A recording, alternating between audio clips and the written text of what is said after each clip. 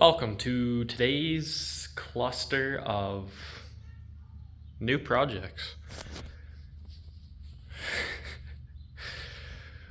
We got two new trucks that we're going to be working on. One's a 4.8, one's a 5.3 Vortec. They're both V8s. But yeah, I'll just give you a little tour of them. But today, our goal is to get one of them running. And yeah. So we got this one right here. I honestly don't even know the exact year of it. I'm pretty sure it's 2002, but it's a long bed. It's a 4.8, two-wheel drive only, and it's not too shabby. Only got one little tear in the seat, but interior's pretty decent. Doors actually work. It is very dirty. We will give it a nice clean, but it's got power windows, power locks. It has command start, I'm pretty sure, programmed into it, but I don't have the key fob, so I'm not really worried about that at this time. But yeah, it's not too bad. Definitely rusty though, so we're gonna have to figure that one out. But this is the other one. So this one's, yeah, either 2000, 2002, something like that. This was my wife's grandpa's truck until he totaled it, and then my uncle-in-law had both of them. He was driving that one as a work truck.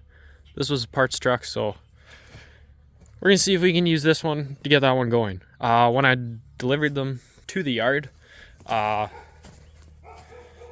got the gray silver one to run and drive onto the trailer. It wasn't happy about it though at all. Had no power. It also has been sitting for a couple of years, so that could be part of the issue too. But yeah, it's got a 5.3 in it. I don't know if we're gonna end up swapping the 5.3 into the red truck, but as of right now, we're kind of just gonna use bits and pieces here and there just to get the red one going for now, and then we'll go from there. But long-term plan is we will cam it. Probably going to keep the 4.8 in it just for fuel economy, daily driving. Put a mild cam in it just so it sounds good. And probably go with the 2 and a 4-inch drop. So 2-inch in the front, 4-inch in the rear, and then throw on some sweet rims and be a nice little daily that actually looks decent. But yeah, the bed is shot on this guy. Rockers are gone. I was kicking them earlier. That's all metal that came off there. It's shot, but this one's a 3-door. That back door on that one's decent. It's pretty good yet, but the other side isn't. So we can use this one and the front quarter panels on that guy, because that guy's are gone. And yeah, kind of. It'll be a mixed match color truck for now, but I mean, it won't have rust, so that'll be nice. But, and this one's got a nicer steering wheel, so we'll swap that one in. And that one apparently had some issues with the steering column. So he said, depending how you had it, it just wouldn't work. So I don't know. We'll kind of see and play around with it, and I really won't know until it happens to me and can go from there. But for now, we tried to get that one going. It would run only if we poured fuel down the intake. So figured out that the fuel pump is not turning on. Don't think it's a fuse. I think it's just the pump itself. So we're going to try and take it out here. I already took out the one out of the silver one here, so I dropped the tank. I just cut it. But before I even throw this pump in, I'm just gonna pull it up beside it, plug it in, see if it starts. If it works, then I know. But when I was taking it out, I snapped the evap line. So not ideal. I'm gonna see if I can kind of swap this plastic top piece with the inside components. I don't know if it's gonna be possible, but hey, we're gonna give it a try. And for now, though, just for testing, we don't have to have the evap line hooked up. It's not the end of the world, just as long as we got our return and sending units all hooked up. I think that's what these guys are. Pretty sure that's what this guy is, because R is normally return and fuel is F, maybe. I honestly don't know, but kind of just guessing. But other than that, we're gonna drag this, some tools. I don't feel like walking that far. I'm just gonna put it on the tailgate and back it up there, and we'll get it jacked up and see what happens. All right, so now that you got yourself situated in a prime location, next to a bee's nest, you get your 13 mil. You got a couple bolts up top here to take off this cover for the fuel tank, so we'll zip them off and keep an eye on that guy. If I start running and screaming, sorry neighbors, I'm getting chased by bees or wasps. I really don't know.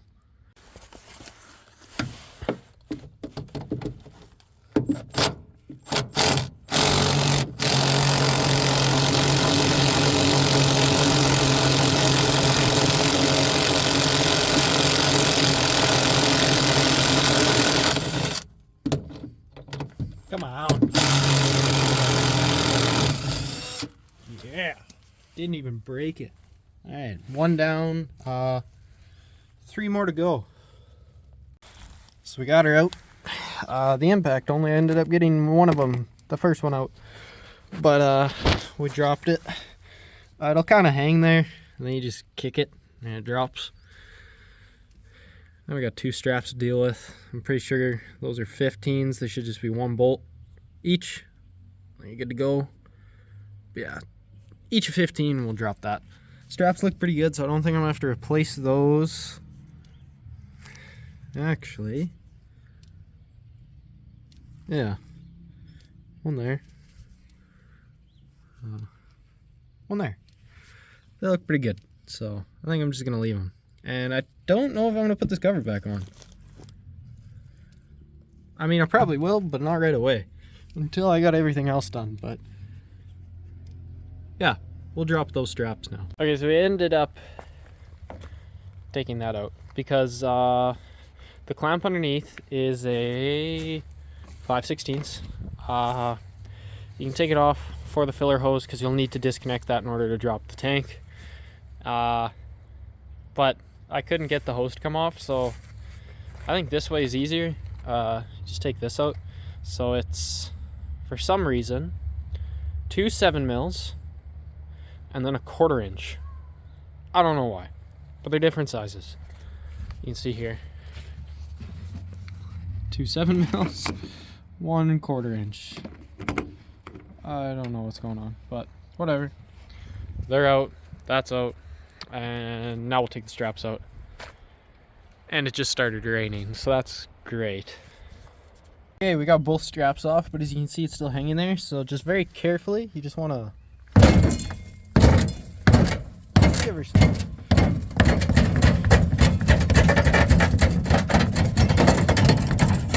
There you go. See, you just want to let it work itself out. I feel like that's a bigger fuel tank than the other one has. You'll probably notice that gets caught. So that'll be the reason why it's still hanging up. But yeah, we'll get her down and see what's what. Alright, so we got her out. Just trying to make sure that I got on camera which lines are which, but do 1 mark on that one, 2 marks on that one, and then nothing on that one. And we should be able to figure out, but yeah, tank looks pretty good. Looks about the same size as the other one. Might be a tad bit bigger, but yeah. Oh, actually, that one says 26 gallon on it. I wonder if this one's marked at all. It's not marked on that side. Might be marked at the front. Oh, yeah. What do we got here? It does not say. Oh well. But yeah. We're gonna hook it up to the other one. See if we can get this thing fired up. So unfortunately it ended up not working out, which is too bad. As you can see, the electrical connections are different. So yeah, that's kind of where we're gonna end today, unfortunately. But you can get a cheap fuel pump on Rock Auto, so that's probably the solution we're gonna do. That's a bit better. But yeah, it's too bad. So, but yeah, this fuel tank definitely looks bigger than this one, so that's gonna be sweet. It's gonna be expensive to fill, but we'll see how long it lasts, and it might be really nice. Anyway, that's unfortunately where we're gonna end today. Yeah, I'm gonna maybe try and figure out if I can swap the motor in it itself, but we'll see. So other than that, we'll probably order a new fuel pump and then mess around with it again and see if we can get it going this time. But yeah, see you guys later.